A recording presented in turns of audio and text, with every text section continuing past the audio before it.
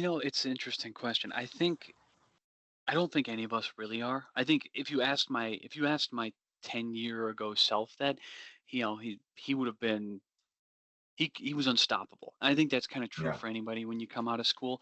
You're being trained to think like a design director of a firm, and you're at kind of the pinnacle of your skill set and your independence right before you graduate. And then when you graduate, you kind of, it's like you go off a ramp and then you realize that now that you're over the ramp, there's no mountain on the other side. You're just free falling. You're plugged in as an entry level designer, and you're not making those design director level kind of decisions, right? Yeah. So what are the things that young designers are practicing? And it depends on where they're plugged into on a project. And No knowledge of what it takes to make something in a software. And, you know, that takes us back to it just is one button. And, the consequences right, cascade is, it answers a lot of the questions for you from the very beginning. From a digital practice standpoint, it's kind of insane how much freebies we give. Hey everyone, welcome to the Unverified podcast. My name is Laszlo Andrasi, and today I'm joined by Neil Reindel, urban designer out of the Chicago office of Perkins and Will. Today we'll be talking about the current state of the young professional. Enjoy.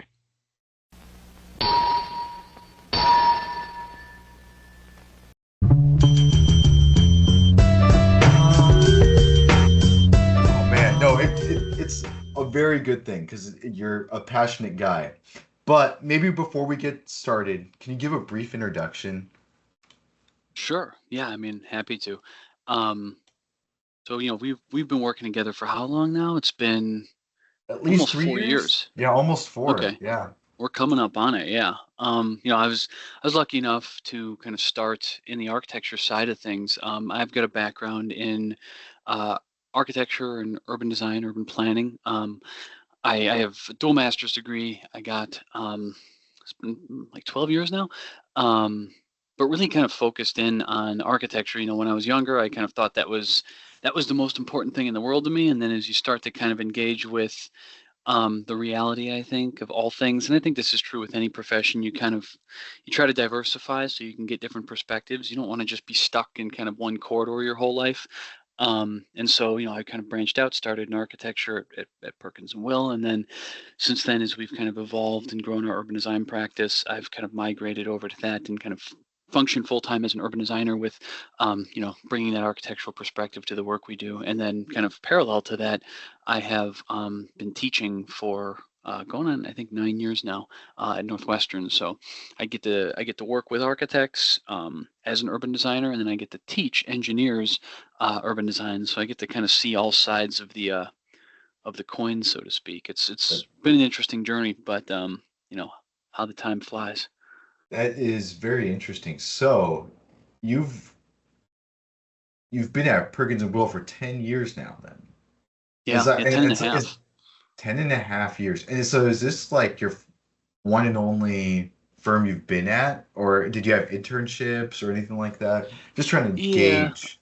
I guess it depends on who you ask. I think some people would be like, "Oh, this counts as a one and done." But and I grew up in Cleveland, and then I moved out this way after I finished school. But when I was in undergrad and grad school, I had kind of a series of small jobs here and there. In some cases, my first job, and weirdly enough, I think this was maybe what primed me a little bit is towards urban design and master planning. But I worked for a very small um, organization. It was called Mashaw's Town and Country. It was a what's it called? Like a part. It wasn't a party center, but it was an event space. So there was 10 party rooms, and Mhm. on peak weekends we'd have 4 or Oh 5,000 man. people in the Yeah. building, and we'd have to juggle 10 different weddings, 10 different grooms, 10 different brides, and then all of the party and all the chaos that comes with it. But one of the things that was kind of interesting about that process that I really enjoyed, well, I enjoy in retrospect. Everything's great with rose tinted glasses, of course, but Mhm. um, we when we would have weekends, it was you show up Friday right after you get out of school, and then you're working until 2 a.m. on Sunday. or I guess technically Monday, but it was always, how do you flip the rooms? You get these charts, and all the clients have all these desires about how do they want the room to be organized, and how do they want it to be set up, and where do they want things. And it was very much like, at the time I didn't realize it, but like, how do I lay out a master plan, or like, how do I lay out a district? Yeah. How do I make sure these tables are close enough and far enough apart, and kind of giving everybody what they want? And it was a very bizarre experience, Yeah, it's but it was a lot of spatial fun. design, like Yeah, almost on the exactly. fly. Yeah. Yeah, and then you So don't cool. find out if they're happy until after they've walked in, and at that point it's too late. Yeah, it's really interesting. I guess I go back to my experience. It's in a way it's a little similar. I started in hospitality. That was like my first job Oh, that's right. out of high school. I worked as a night auditor at the Green Tree Inn in Victorville. You guys look it up. It's if it's still open, that's crazy. But it yeah, had a series of like small gigs, but a lot of it was centered more towards maybe sales even. Mm, And I think that frames a lot of how I approach architecture as like a product or maybe like a good that mm. I'm that people like why would someone want this kind of thing that I'm proposing for them to, and it's interesting how those like early experiences kind of you don't realize the lingering effects of them. Yeah, yeah. But yeah, so I've been at PW now for yeah, going on 4 years. So that's about half of my like professional experience Mm. out of school. So it's I've been at a few other places, hopped around quite a bit. Like in the architecture program, I was kind of like a super senior because I Mm. transferred from community college from a drafting program, which I thought was architecture because my Oh, dad's a yeah. contractor and I had no idea. And so I had like all my GEs, like I took all of calculus because I thought that's what architects needed. Like I should have just asked someone. So like I transferred to Cal Poly as like a freshman in a first year with like all my GE credits taken care of and Oh, like geez. anyway, so I had a lot of free time. So I was able to intern a ton and like work almost full time while I was in architecture school, hopping around a bunch of different places.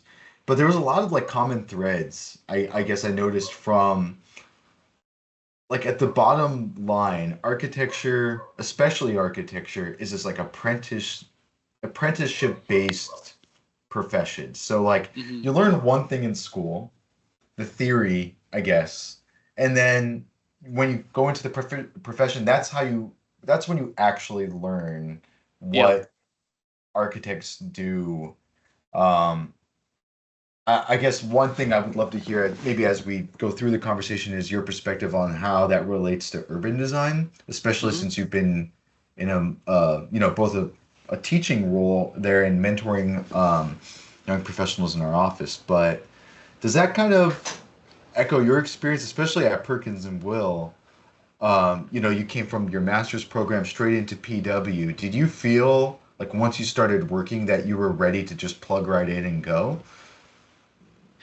It's an interesting question. I don't think any of us really are. I think if you asked my 10-year ago self that, he would have been he was unstoppable. I think that's kind of true Yeah. for anybody when you come out of school. And that's not to say that that confidence goes away, but I think you gain a certain sense of what the limitations of reality are, which I think is maybe one of the biggest hamstrings, or Achilles heels, I guess, of undergrad, or any, I guess, graduate program, is that you're kind of living in a little bit of a fantasy land, um, in Mm. insofar as how the world works.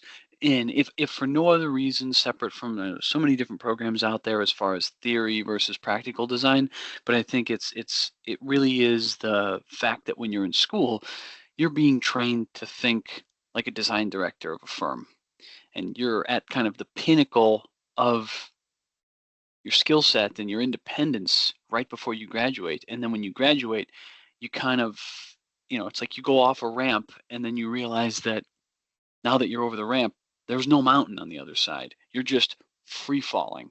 Um, and Yeah. then it's just kind of about where you land at the end of the day. And I guess the part of me that always has kind of struggled with this with architecture, to your point about it being an apprenticeship discipline, is that it's not a linear discipline as far as training goes. Like it's a master and apprentice component uh, to how growth happens, but there's this kind of unique consequence with architecture that is the subjectivity, the eye, that kind of I don't I don't necessarily like to equate architecture to being an artist because I think there's a lot that is lost in that translation, both in a Yeah. misleading sense. But anyways, the point is that I think that artistry is this interesting factor where, if you're building a chair, for example, let's say you're apprenticing for to be a blacksmith. Your skill set equate like relative to your experience, conditions, temperatures, metal types, all of that is like directly Hands a on. Yeah. yeah, it's hands-on and it's linear in many ways. Architecture, there is that linear component, but next to it is that kind of, do you even have an eye for design? And I think that's a really interesting thing that I'm hoping we'll get into with this conversation Yeah. is how do you balance that kind of like the raw linear experience time with design insights and the subjectivity of design, that really makes it challenging, especially for young designers when they get out of school, where you might not have the most experience, but you can have exceptionally fantastic ideas. And how do you resolve that in an environment that is very hierarchical in terms Right. of how experience is valued? It's really, yeah, it's actually kind of fascinating. The craft of architecture. So I always like to, I mean, Karate Kid, I guess, is like the, wax on, wax off. You get good at what you're practicing, right? Hmm. So like for a very physical craft-based profession, any of those like the crafting furniture or whatever, or blacksmithing or carpentry or whatever, you're learning from someone literally how to do that specific job. Yeah, Um, and then, but when you go in as an entry level architect, and you're trained, first of all, I totally agree with you. I think the analogy or the real comparison of you're learning skills that apply to one specific role in a large architecture firm, the design director. hmm, You're plugged in as an entry level. Um, we call them designers, and I think that's totally fair. But you're plugged in as an entry level designer, and you're not making those design director level kind of decisions, right? yeah, So what are the things that young designers are practicing? And it depends on where they're plugged into on a project. And so it's touche. not even consistent there. But I would think maybe the most general is you're going to be put on a project at some point and you're going to start learning the different phases of a project. So like from concept through CDs, hopefully you're getting this like broad range of kind of exposure. But there's so many skills you have to learn throughout this whole thing. So it takes a really long time, even if it's like you're getting that whole broad kind of brush of experience.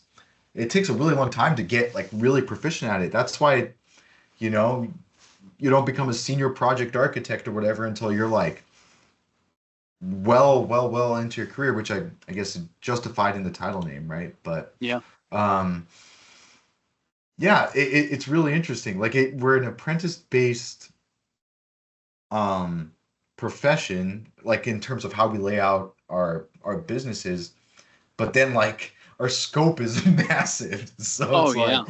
um, how do you train everybody for everything? And then now there's specialization, right? So it's getting even harder. Or And the variable too of it all, where like, you know, I worked on projects with I mean, by myself. I've worked on projects with others where your sometimes the lightning bolt just doesn't strike. Like no matter yeah, how hard you try, no matter what you're looking for, sometimes it's because the client has really challenging demands. Maybe it's a program that is really constrained by site. And, not to say that you still can't make great work. But I think the kind of fantasy of architectures, and I think this is more of kind of a Western ideal in the sense of like that kind of superhero thing where you get bit by a spider and you become Spider-Man. It's Yeah. not in the same, to your point about Karate Kid, it's not more of that kind of traditional sense where it's repetition, repetition, repetition to gain that. There's these kind of two halves of the world that live in one's head. There's an interesting observation that Gil Song made to me when I was younger, first starting Mhm. out rather, about this idea of like architecture really is kind of the amalgamation of the kind of traditional superhero and he was using an example at the time for those out there who are familiar with Dragon Ball Z, but Mhm. that whole manga is about his main character who's so obsessed with fighting that all he's trying to do is continuously fight to get better, and he's challenging people that are stronger than him so he can get stronger, and so on and so forth. And then Yeah. that's kind of that superhero. And then in the West, the superhero is you gain the powers, now you're instantly the strongest. And that like Oh, that's architecture is interesting. very much that marriage of repetition, but then also the lightning bolt. And I think the lightning bolt idea, or that kind of perpetual notion, it's always so fascinating because you can be the most senior designer in the world, and you can have a project that you don't feel happy with because you never quite had that moment of Yeah. clairvoyance. Right. And that could be for so many things totally out of your control. Um, I guess one thing that is really interesting is I don't know. There's like I feel like there's maybe missed opportunities in university in terms Hmm. of like prepping people going into entry level jobs. But I also think there's like when you get into the job, there's some missed opportunities in the profession to like build people up. W- One, I mean, one maybe observation is how many design directors can we have in a in a firm is kind of the maybe a big one, and it's I think that's kind of a shame, but I think being design sensitive and, you know, design forward is actually a very good quality for people to have. Like, even if you're a project manager, if you're thinking of solutions as a design problem, Hmm. hopefully you're being innovative and, improving that kind of whatever problem you're kind of tackling, right? Um, so I guess I don't know, man. What's the question here? You know, Yeah, yeah. No, I it's where you're going with that is, I mean, at least where I'm kind of following yeah, is, I think we're at a really weird time in the profession, and I think it's because the profession's been being battered by technical innovation and really kind yeah, of disruptive technologies over the course of, I mean, let's just go back to the implementation of CAD. Prior to that, for as long as the profession existed, hand drafting in some capacity was, you know, the mastery, was the art, that was the thing that you were taught how to do it effectively. What's a right, line weight? What's the technique? All that. And then CAD came, and then in the span of all of architectural history, essentially, you had an innovation that totally flipped it on its head. And then again, within 20 years, you had another innovation via BIM that totally undid the trajectory of CAD. I mean, it built upon it in a lot of ways, but it right. took you from thinking in two dimensions to three dimensions within an integrated model. And since in the last 10, 15 years, you've seen uh, virtual reality, mixed reality, AI. I mean, you name it, and everything's getting better. There's scripting, there's coding, there's ways to create Yeah.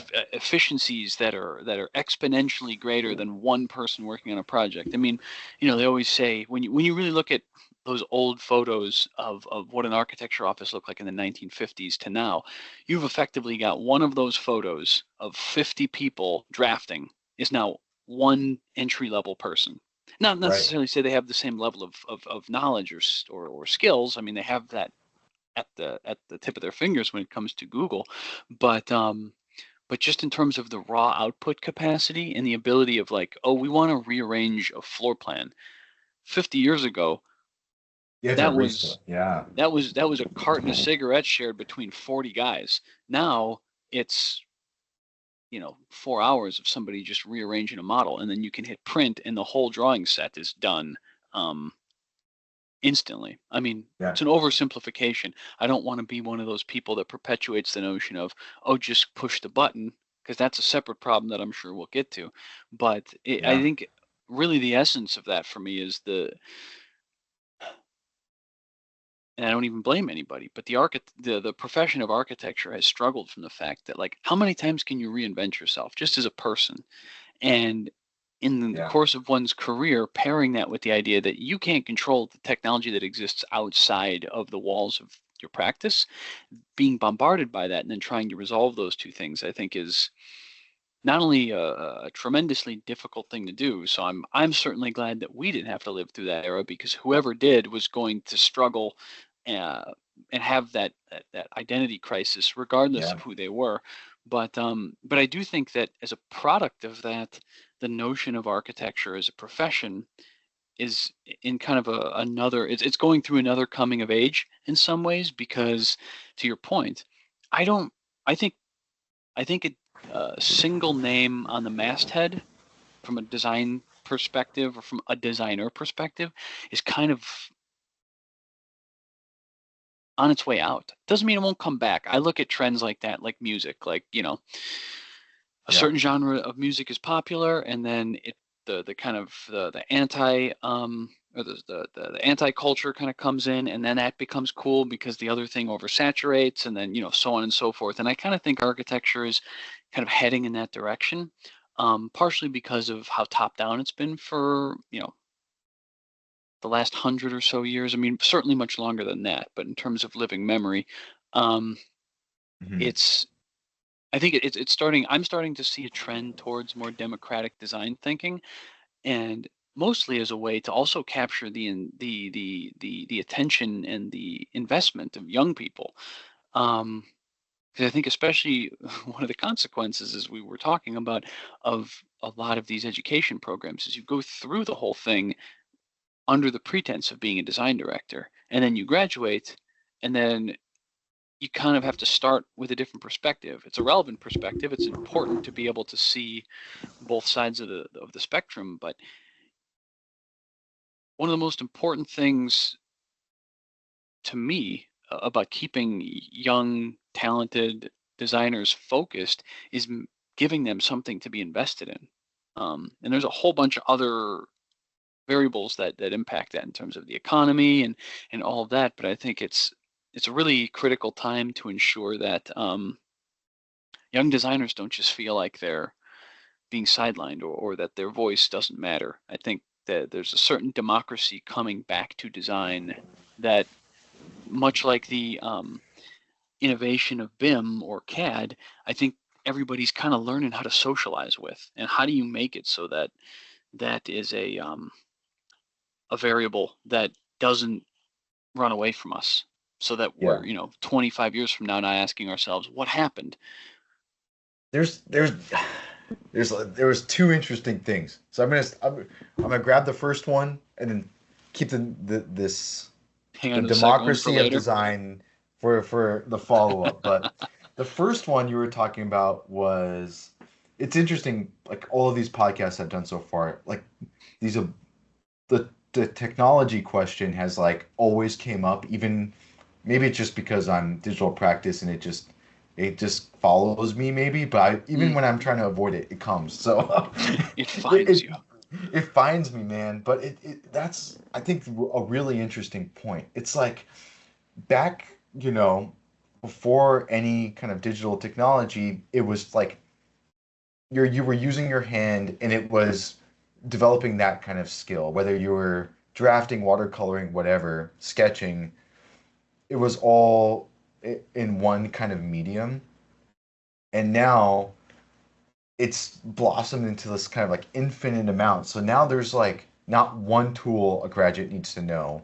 They need to have kind of dozens of tools, and then they're gonna change. It's almost the expectation is like you have this standard kit that you've invested in that you probably had to learn all on your own because universities just aren't holding classes for this because it changes too much.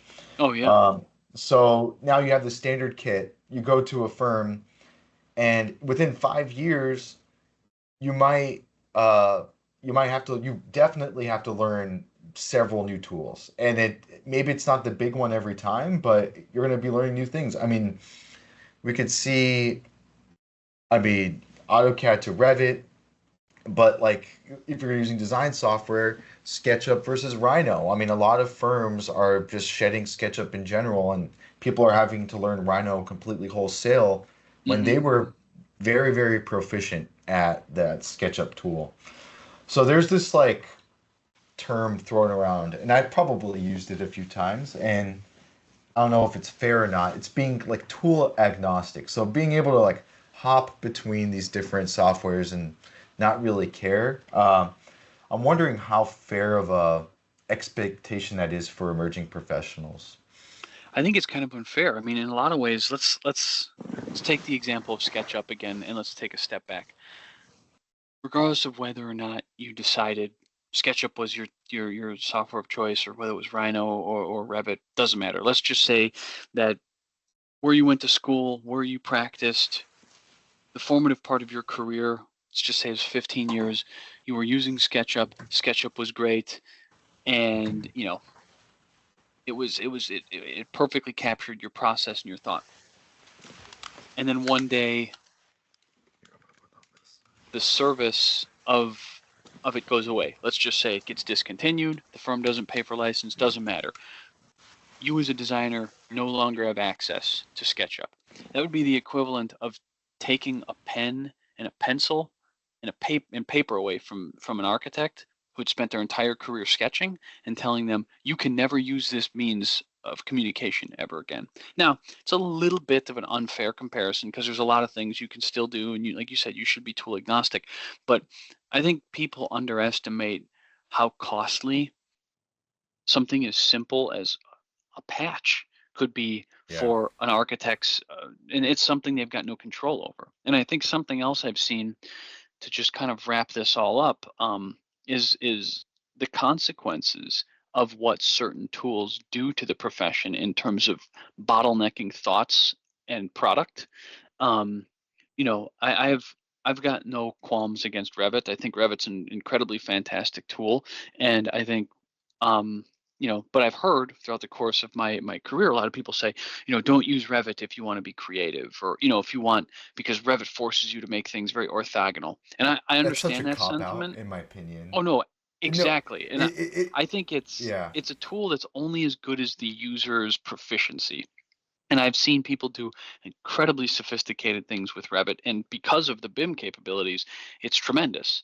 But it's you don't just wake up one day with that skill. It takes a lot of Huge practice investment. and Yeah. a lot of knowledge. And I think when you look at that relative to something, let's say like Rhino, those are two very different paths and different outcomes.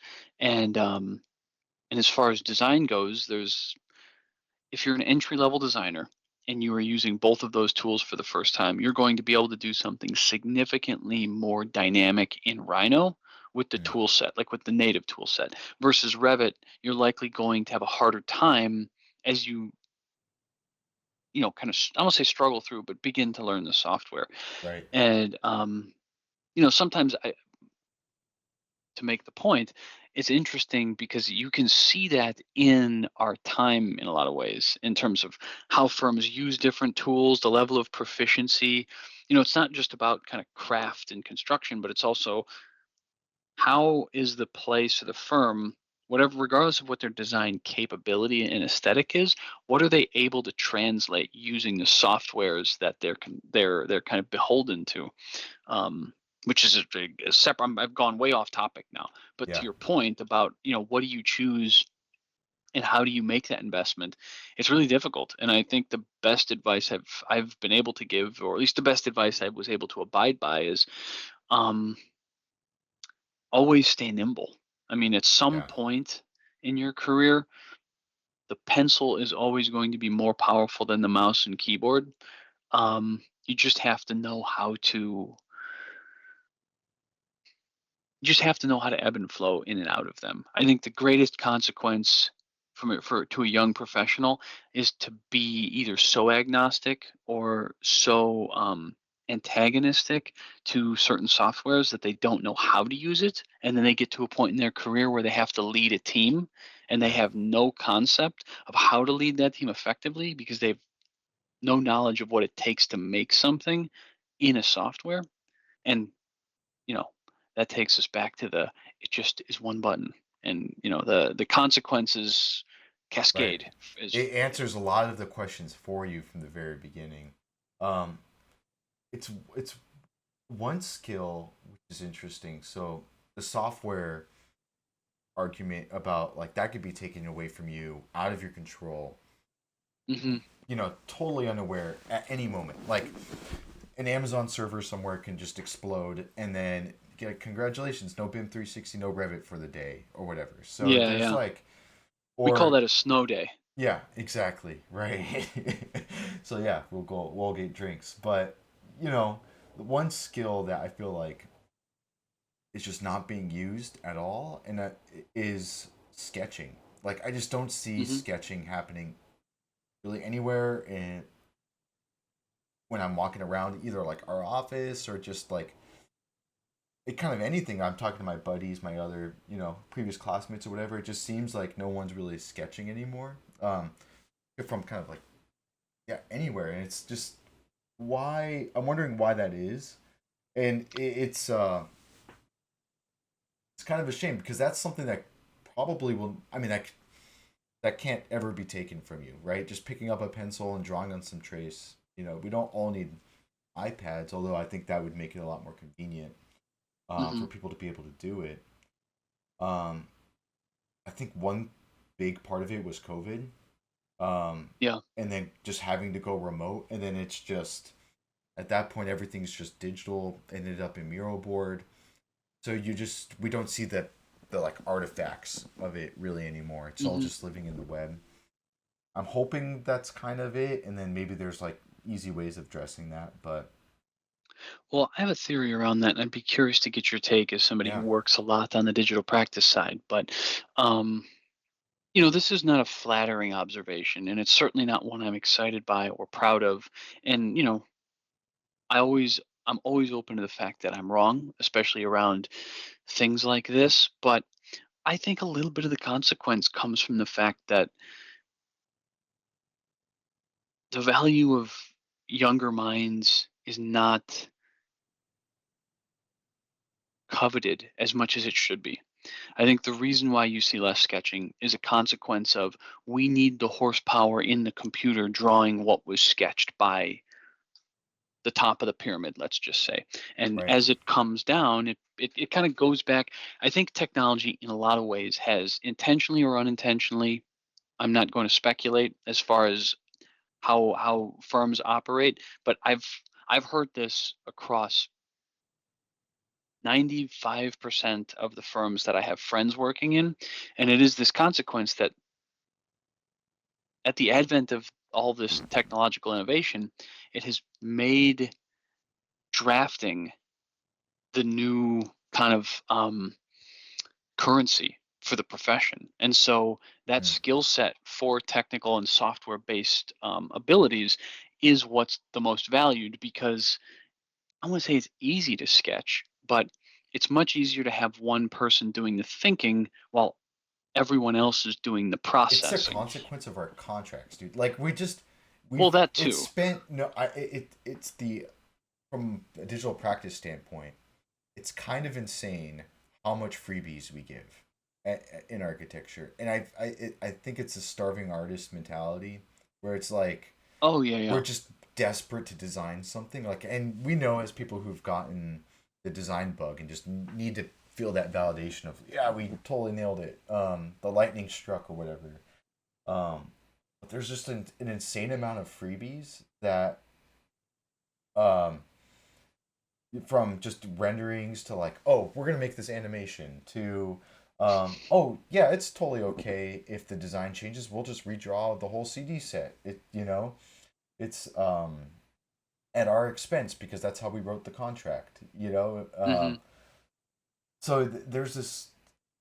I feel like maybe it's that where the pressure is so high, the fees are so low that it's just we have to be as efficient as possible. And like you said, if Oh there's yeah. one kind of very experienced brain, or a few kind of principles or whatever, just leading the charge, and then everything is just supporting that to, the ultimate conclusion. I think that's probably why, and that's kind of a bummer. And what ends up happening, I think, is like the people who end up being seen as designers in the office, like upcoming emerging designers, are the people who are just too stubborn to not sketch, like in the middle of the night, and like just throw it in front of their design director in the morning and get chewed out, or Mm. not chewed out, but you know, oh, thank you for this, that taken into consideration, or if it is a good idea, and then you get that kind of Yeah. carrot. But like, it's the people that like do that, whether or not they're gonna get good, that like positive um reinforcement, because like I think everybody out of school starts doing that, right? Like you're on your first project, I have all these great ideas, and you're expecting like instant gratification. And the people who end up sticking with designs are the ones that are just too stubborn to stop, even when you get Yeah. one. Even when you handcuff them, they're like somehow they find a way to break out. Yeah, and throw that chaos grenade in, and I mean, I think both of us are probably guilty of that, and I think it's a very good thing. And it's well, okay. So one other thing is like the tool agnostic, like the person who's able to like roll with the punches with software tools is a very Hmm. similar person. It's like, so I feel like, I guess my general observation is, um, architecture treats their emerging talent as kind of a sink or swim kind of Hmm. scenario. It's like we're gonna throw you into the deep end, and you're gonna bubble up wherever you're kind of good, and if we don't find value in that, you're gone. And that's kind Mm. of, I think, across the whole industry. Like if you end up on a project and you end up being very good at Lumion, like guess what, buddy? You're gonna be from D1 to D3 doing Lumion for like every project, and then eventually you're gonna be leading a team and being like, I don't know how to do any details. Like I never had to do that before, and it's like that's really unfortunate. And then, or there's the other person who was doing CA the whole time, and then now they just can't design anymore because they've been answering RFIs for 3 years. Yeah. I know they're lost in that pool of becoming kind of bottlenecked. I mean, it's Yeah. it's it's it's almost tragic in a lot of ways. And I think I always encourage people, and I've seen less of an appetite for it than recent years, which I don't say disappoints me. I mean, it is what it is, and I by no means I'm not right, but I always encourage people, like, if you have the appetite for it, just try to work with as many people and on as many project types as you can. Build those relationships. I think that was partially what in my early career helped me gain so much enthusiasm for architecture, was that Mm. I worked on museums, residential, higher ed buildings. I worked on schools. I worked on offices. I worked on every typology we had to offer, and through that, what I learned was, and I was not an expert in any of these by any means, but the nuance of, like, how do you effectively plan some of these types of things? What do you need to know so that if you're doing a master plan, you're not setting up a building that is, not going to work in the grand scheme of things? Because a really effective master plan, um, it, it's very much, it's a delicate dance, and if one thing is out of size and it's too small or too big, and then you have to adjust it, it's just the dominoes all come falling down, and Yeah. it's a difficult thing to fix. And I think with younger designers taking that time to just put themselves in that position and really absorb information is critical, because not only I think does it help them find what they're passionate or most passionate about, but it also gives them the opportunity to just get to know um, people. And I Right. personally, I think with That's a this bigger profession, factor almost. yeah, with how difficult this profession is, the most important thing to do is just get to know people. I mean, there's a lot. It's a lot more than that, but the amount of things I've learned from people that, you know, I would never have crossed paths with in my life if I didn't choose to be where I am today, is it's always fascinating to me. I mean, it's true of all of us. Everybody's, what they say, 6 degrees away from Kevin Bacon or whatever. Um, but I think that, you know, never in my wildest dreams did I think when I was younger that I was going to be, doing some of the things I'm doing. And I've made a lot of great friends along the way, and those people have taught me things that I'm incredibly grateful for, both things about myself and humanity, and as much about the profession. So Yeah, that's an awesome idea. And well, one, I'm not sure if I brought this up to you. It's definitely an idea we probably would have talked about together about like forcing like having D1s be nomadic. Like they stay on a hmm project for 2 3 months max, and then they just move to like opposite side of the office, and we just yeah, it's treat like them hot potato because it's like or to be musical 100% chairs. honest, like you could plug and play D1s most of the time. Like and it does take a few months for them to like really dive into a project and start really getting it. So I guess there is that efficiency that would be lost, but I think the benefits of not bottlenecking people too early would be huge. And then just having a hmm more you know, generally aware staff of how we do things would be really interesting. Yeah, like throwing an architect into an interiors project. I mean, I've done tons of interior projects, and it actually you learn a ton, and like the speed of them, you get kind of a whole in like 4 months. You get the whole kind of snippet of what architecture takes years to do. So it actually could be really beneficial for architects to do that kind of stuff. Still don't Yeah. ask me to pick finishes beyond like basic stuff.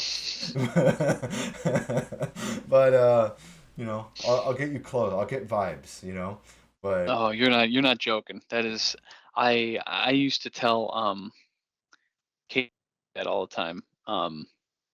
I don't interact much with interiors, but she would always have these really elaborate.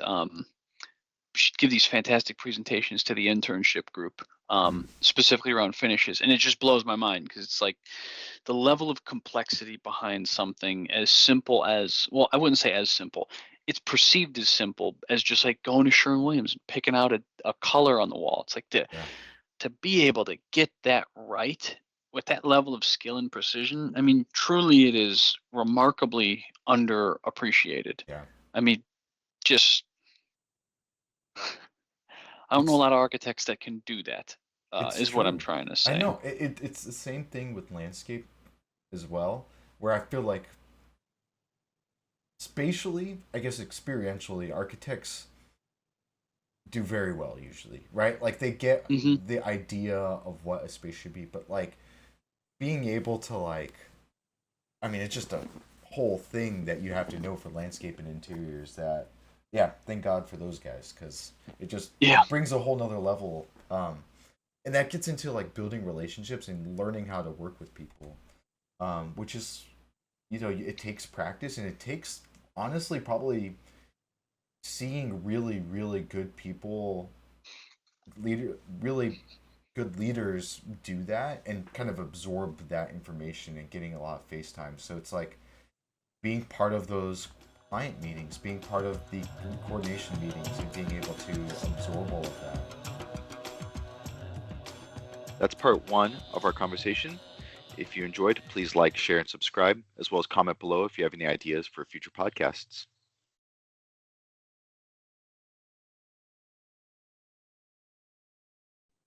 The way in which the world has even just changed in the last 10 years, to suggest that cutting my teeth today is the same as cutting one's teeth 50 years ago is such a foreign premise. The biggest pattern I've noticed is just like I was mentioning, it's sink or swim. and Mm-hmm. it comes to like almost every level of what we do, and it's just because everything is just so intense, and you just gotta jump right in.